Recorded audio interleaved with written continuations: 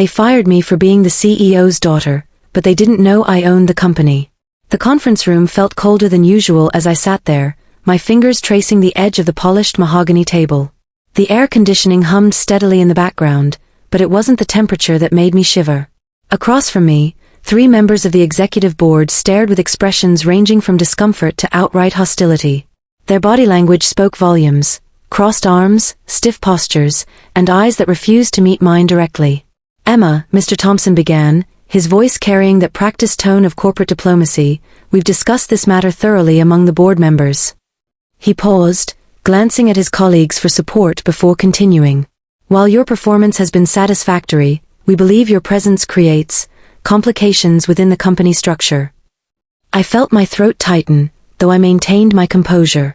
This was exactly what I'd feared when I decided to join the family business through the regular recruitment process instead of waltzing in as the owner's daughter. The irony burned like acid in my stomach. They were firing me for being something I had deliberately concealed to prove my worth. Miss Chen, the head of HR, slid a neatly typed document across the table. "Your severance package is quite generous," she offered, her voice tinged with false sympathy. "We've included 3 months' salary and a recommendation letter." Her words hung in the air, hollow and meaningless. The third member, Mr. Patel, couldn't contain his disapproval any longer. "Frankly, Emma, it's become clear that your position here is causing unrest among the staff. People feel you've been given preferential treatment, regardless of your actual capabilities." His words landed like blows, each one carefully calculated to wound without leaving visible marks. I wanted to laugh at the absurdity of it all. These people, who reported to me indirectly through layers of corporate hierarchy they didn't even understand, were terminating my employment because of their own prejudices. The truth about my ownership stake remained safely locked away in legal documents and board resolutions they would never see unless I chose to reveal them. "We need to maintain a professional environment," Mr. Thompson added, his voice firm now. "Having you here creates conflicts of interest that we simply can't afford." He gestured toward the papers again, as if eager to conclude this uncomfortable meeting. My mind raced through the past 18 months, the countless hours spent proving myself, the projects successfully completed, the late nights working alongside colleagues who now whispered behind my back. All of it amounted to nothing in their eyes because of who my father was. Or rather, who they thought I was in relation to the company. As I reached for the termination papers, I caught a glimpse of myself in the reflection of the conference room window. The young woman staring back wore the same determined expression that had carried her through every challenge since joining the company. Her eyes held no trace of defeat, only a burning resolve that surprised even herself. "This isn't over," I said softly, surprising myself with the steadiness of my voice. Their faces registered momentary confusion before settling into expressions of polite dismissal. They truly believed they had seen the last of me, that their decision would stand unchallenged. Little did they know how wrong they were. The memory of my first day at Carter Enterprises still played vividly in my mind like a well-worn film reel. I had stood before the mirror that morning, tying my hair into a severe bun that screamed serious professional. My heart had pounded against my ribs as I smoothed down my navy blue suit, purchased specifically for this occasion, and practiced my new identity in the reflection: Emma Wilson, fresh marketing graduate, ready to make her mark on the world. Walking through those glass doors had felt like stepping onto a stage where everyone held the script except me. The receptionist had greeted me warmly, unaware that the name on my application belonged to someone who could buy and sell this building 10 times over. I had smiled back, savoring the thrill of anonymity, feeling the weight of expectation lift from my shoulders for the first time in years. During my interview process, I had watched the hiring managers scrutinize my resume, searching for any hint of nepotism. They hadn't found it because I had painstakingly built this alternate version of myself: internships at competing firms, volunteer work under an assumed name, references from mentors who knew to keep my secret. Each piece of paper represented months of careful planning and execution, a mosaic of achievements that painted the picture of a driven young woman making her own way in the world.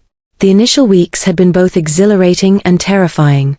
I remember sitting in my cubicle, listening to water-cooler conversations about the Carter family drama, how the old man refused to retire, how his children were useless socialites waiting to inherit their fortunes. Co-workers would speculate about which one would take over, completely oblivious to the fact that I was typing up market analysis reports just a few feet away. There were moments when maintaining the charade tested my resolve. Like when Sarah from accounting had complained about the entitled brats running the company while I helped her debug her Excel formulas. Or when Mark from IT had ranted about management's disconnect from reality during our lunch breaks, unaware that I was taking mental notes on every valid point he made. Each interaction became a delicate dance of maintaining my cover while gathering invaluable insights into the company's operations. The most challenging part wasn't the deception itself, but watching talented colleagues struggle under inefficient systems I couldn't immediately fix. I saw promising projects get shelved due to bureaucratic red tape, witnessed brilliant ideas die on the vine because middle management was too afraid to rock the boat. Every day, I had to bite my tongue and follow proper channels, knowing I could implement changes with a single phone call but choosing instead to learn how things worked from the ground up. Looking back, those early days taught me more about leadership than any business school could have.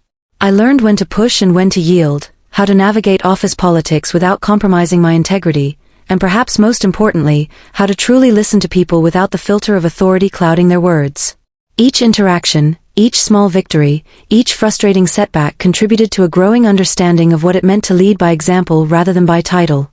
The turning point came 6 months into my tenure when the company launched its annual Innovation Challenge. Teams across departments competed to develop solutions for improving customer engagement, with the winning proposal guaranteed implementation and funding.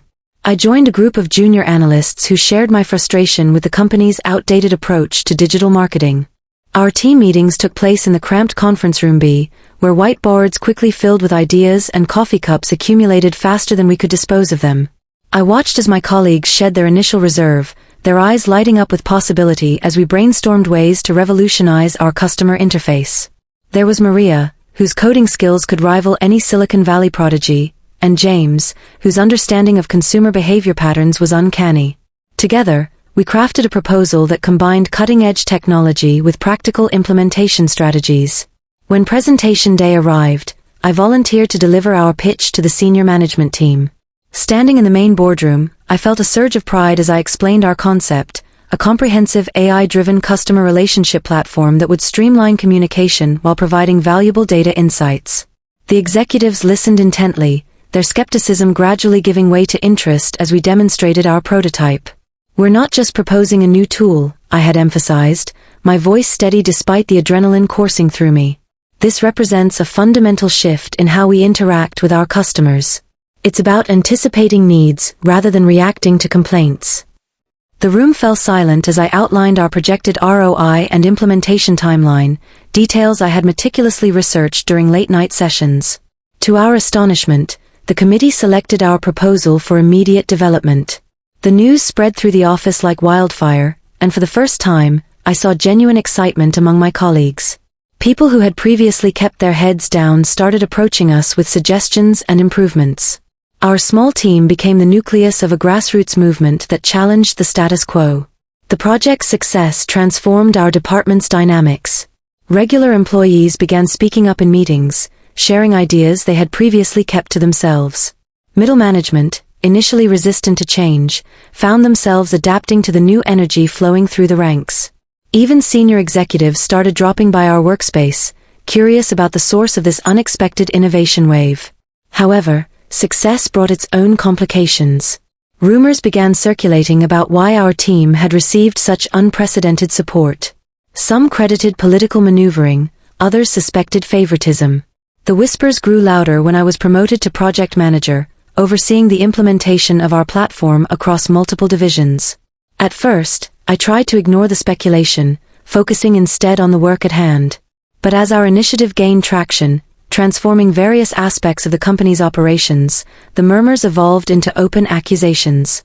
During team meetings, I caught sideways glances and heard hushed conversations cut short when I approached.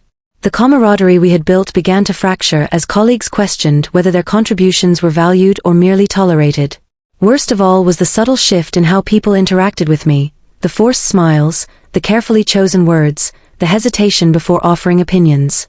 One afternoon, as I reviewed progress reports in my new office, I overheard a conversation between two senior managers passing by my door. "It's obvious why she got the promotion," one said, his voice dripping with disdain. "Her daddy probably pulled some strings." The other chuckled knowingly. "Explains everything, doesn't it? No wonder she thinks she can turn the whole system upside down." Their words stung more than I cared to admit. Not because they doubted my abilities, I had faced that prejudice before, but because they dismissed the genuine effort and talent of everyone involved in the project. The hard-won trust we had built was eroding, replaced by cynicism and resentment. I watched as team members became more guarded in meetings, their enthusiasm dampened by the growing atmosphere of suspicion. The situation came to a head when our quarterly results showed remarkable improvements in customer retention and satisfaction metrics. Instead of celebration, the achievement sparked controversy. Anonymous emails circulated, questioning the validity of our methods and accusing us of manipulating data. Formal complaints appeared on HR's desk, alleging preferential treatment and demanding investigations into our practices. Despite these challenges, I refused to compromise on our vision. The project continued to deliver impressive results, but the human cost became increasingly apparent. Valuable team members requested transfers to other departments, citing better opportunities. Others simply disengaged, their creativity stifled by the toxic environment. Even Maria, who had been my strongest supporter, began questioning whether our fight was worth the personal toll it demanded. Late nights became my sanctuary, the empty office floors echoing with the sound of my thoughts. I pored over analytics, refined strategies, and documented every success, building an impenetrable case against the doubt that surrounded us. Yet, with each victory, the isolation grew more pronounced. The very achievements meant to prove my worth had become weapons used against me, twisting my intentions and casting shadows over everything I had worked so hard to accomplish. Every morning, as I prepared for work, I found myself staring at the framed photograph on my dresser. It captured a rare moment of family unity, my father standing beside me at my college graduation, his proud smile contrasting sharply with the stern expression he usually reserved for board meetings.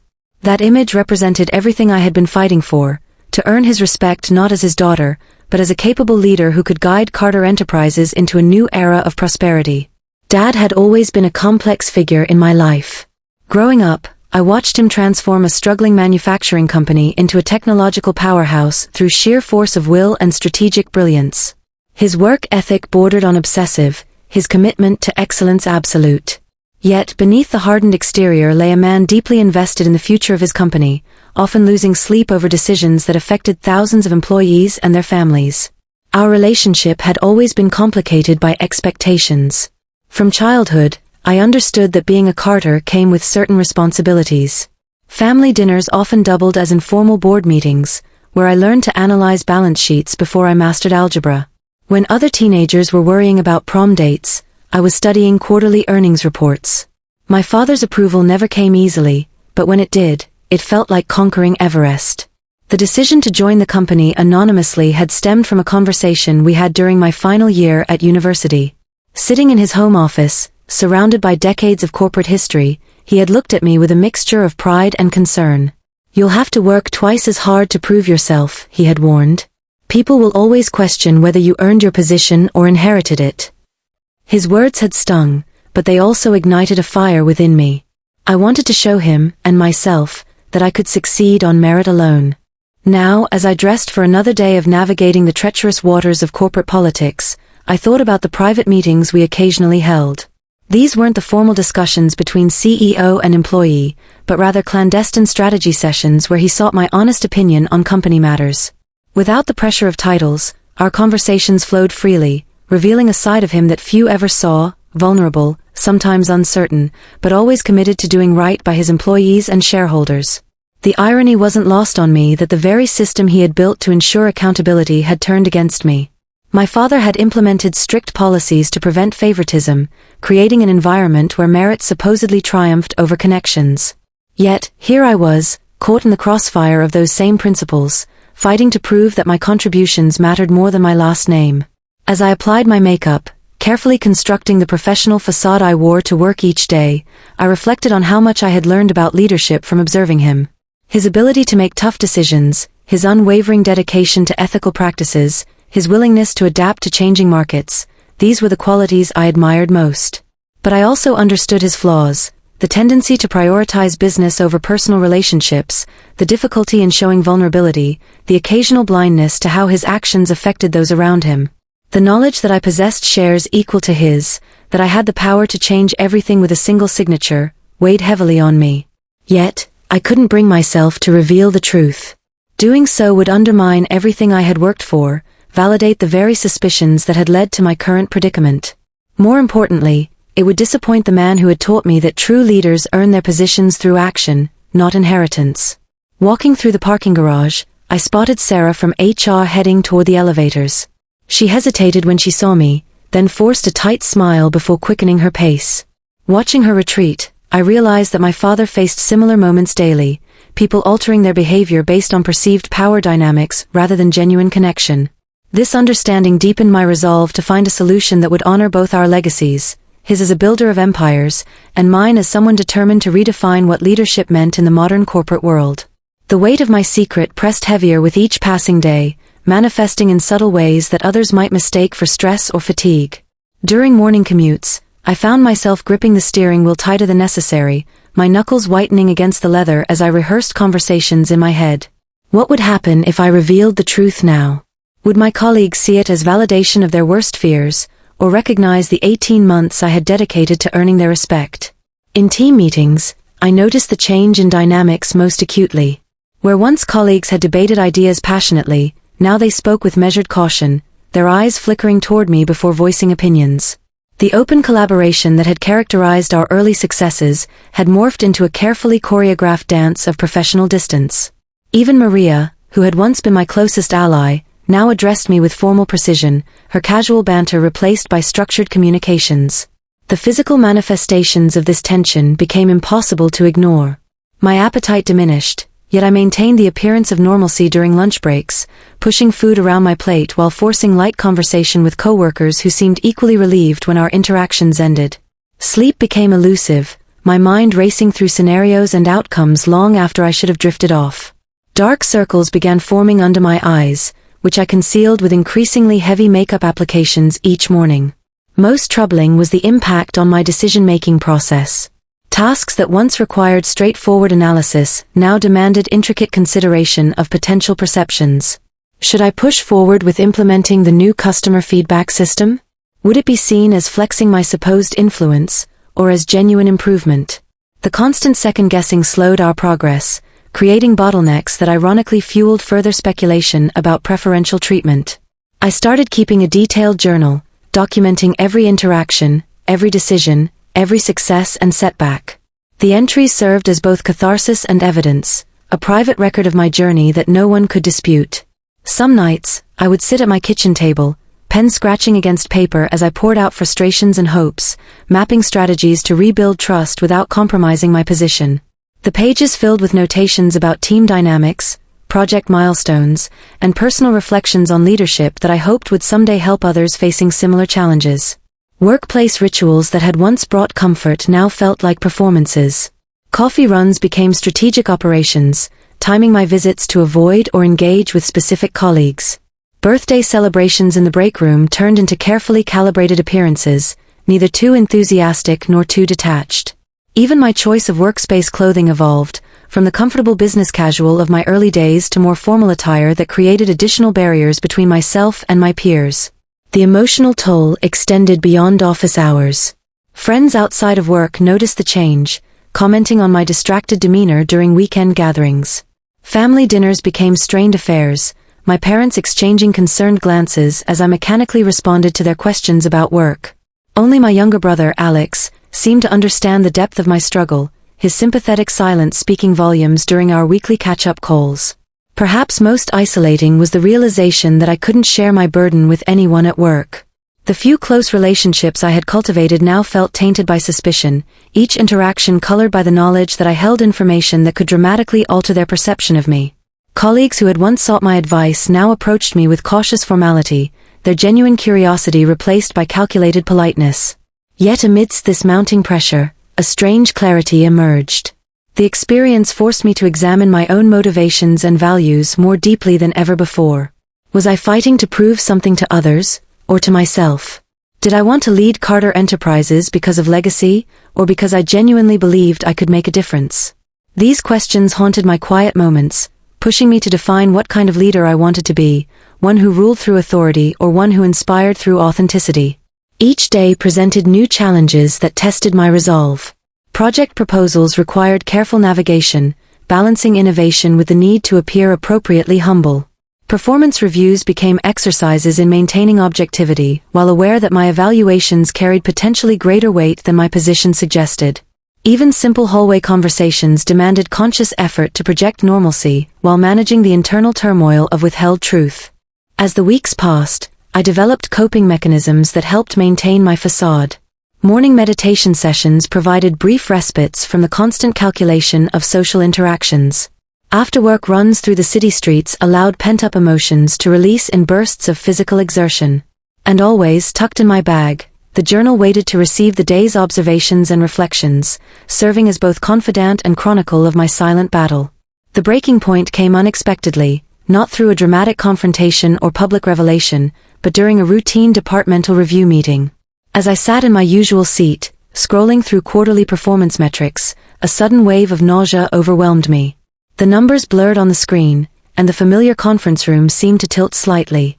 I excused myself abruptly, barely making it to the restroom before my body betrayed the months of accumulated stress. Sitting on the cold tile floor of the stall, I finally let the tears flow, not from weakness, but from the sheer exhaustion of maintaining two identities simultaneously. The woman who had proven herself through hard work and dedication existed in constant conflict with a shareholder who could change everything with a single directive. For the first time, I questioned whether the sacrifice was worth it, whether proving myself in this manner truly mattered in the grand scheme of leadership. Colleagues knocked tentatively on the restroom door, their voices filled with genuine concern. "Emma? Are you okay?" It was Maria's voice, laced with worry rather than judgment. In that moment, I realized that my struggle wasn't just about proving myself to others or even to my father. It was about finding a way to bridge the gap between who I was and who I needed to become, a leader who could inspire trust through transparency rather than maintain it through secrecy. As I composed myself and returned to the meeting, I noticed something different in the eyes of my team. The suspicion hadn't vanished, but it had softened, replaced by something more human, empathy perhaps, or simply recognition of shared vulnerability. The incident marked a subtle shift in our dynamic, one that would require careful nurturing but offered a glimmer of hope for reconciliation between my dual identities.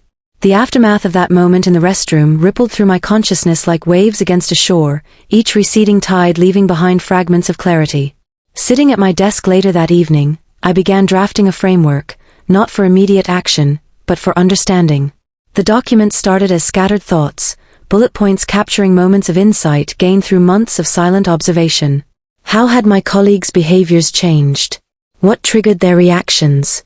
Which interactions had been genuine, and which masked deeper concerns? I discovered patterns in the chaos.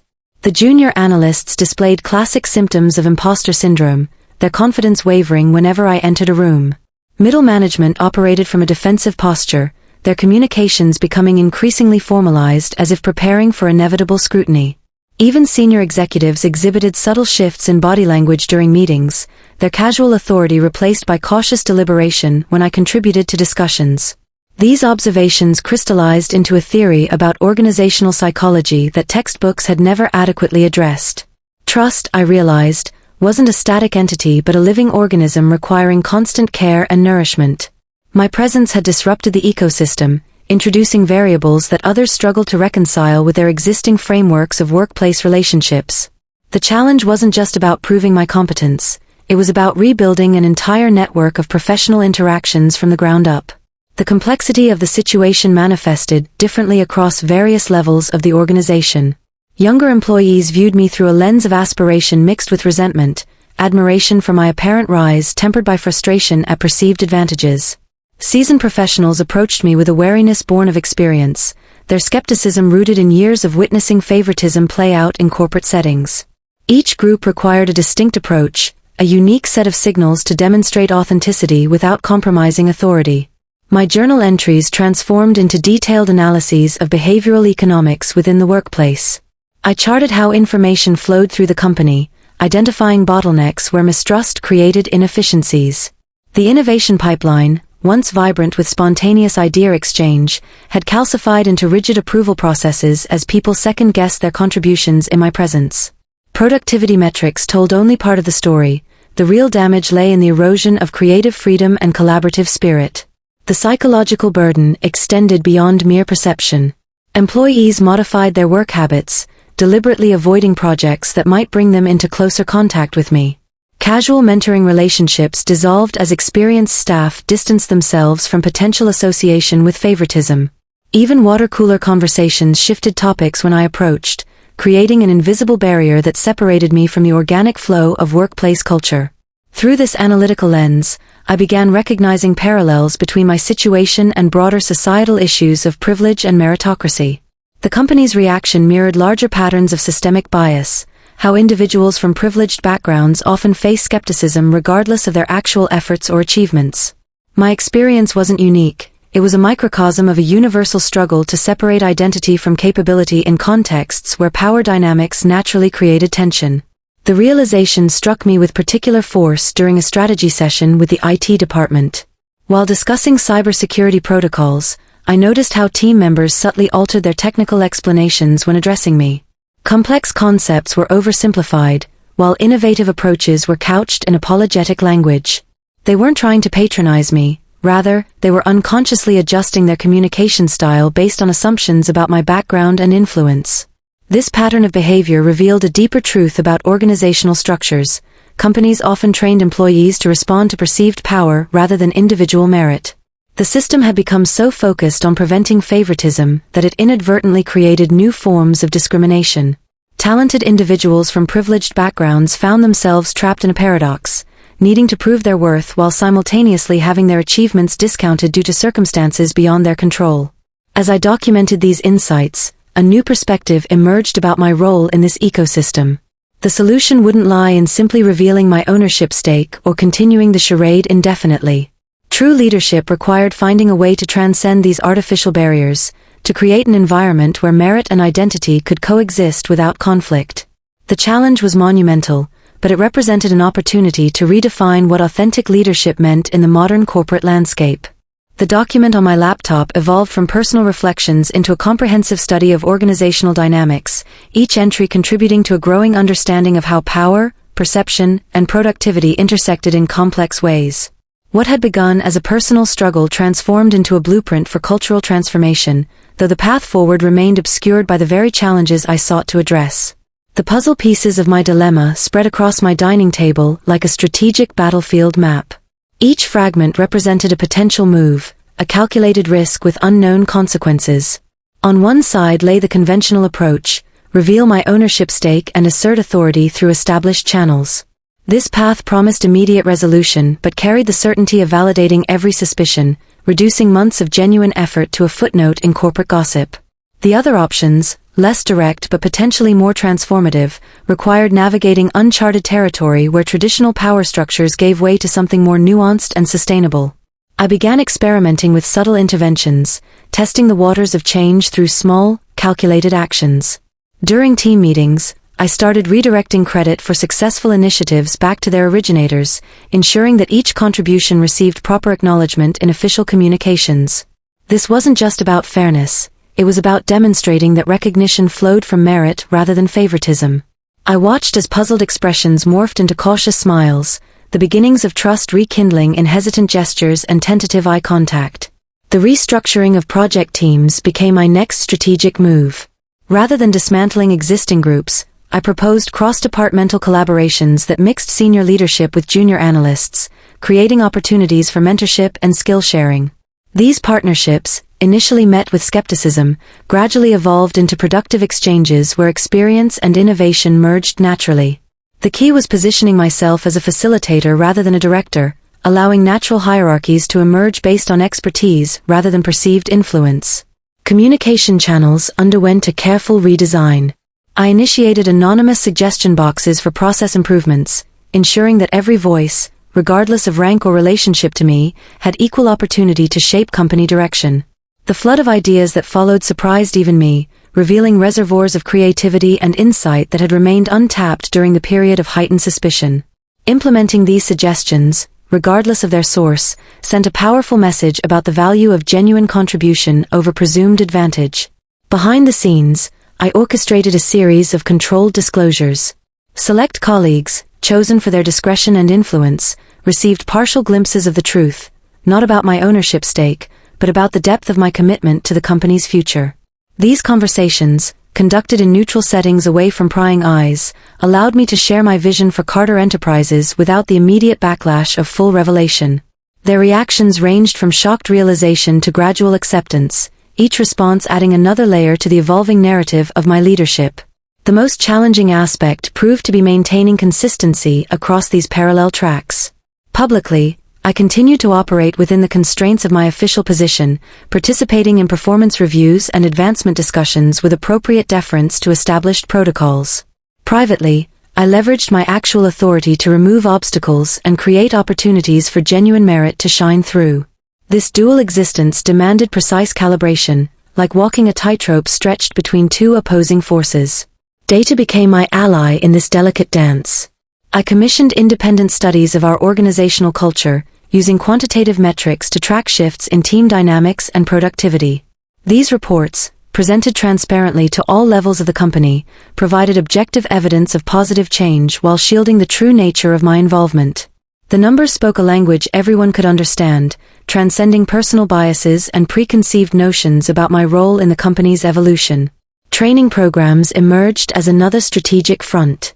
Under the guise of standard professional development, I introduced workshops on unconscious bias and inclusive leadership, carefully crafting the content to address the specific challenges facing our organization without directly referencing my situation.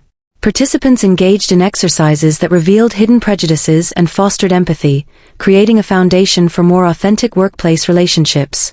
The irony wasn't lost on me that I was teaching others how to overcome the very barriers I continued to navigate daily.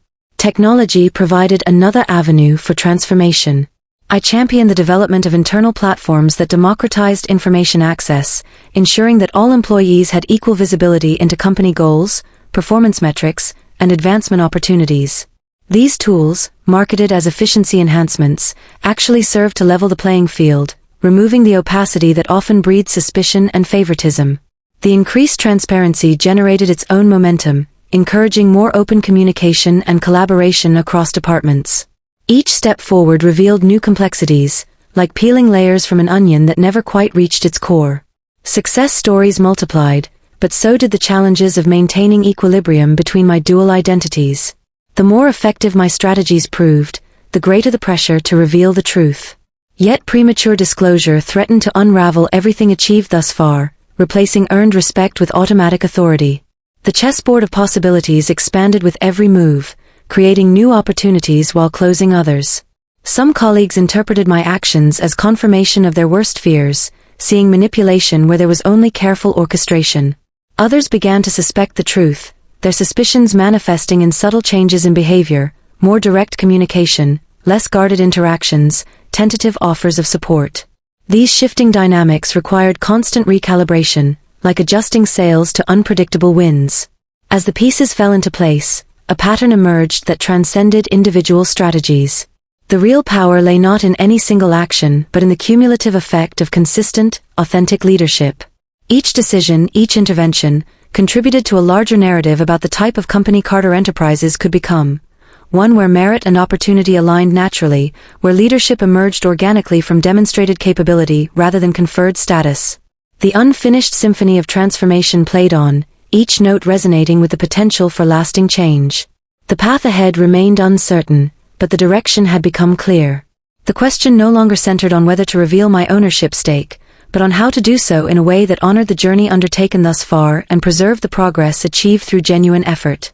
The answer, like the perfect chord in a complex musical composition, waited to be discovered in the space between intention and action, between identity and achievement. The day finally came when Emma stood before the entire company at the annual meeting.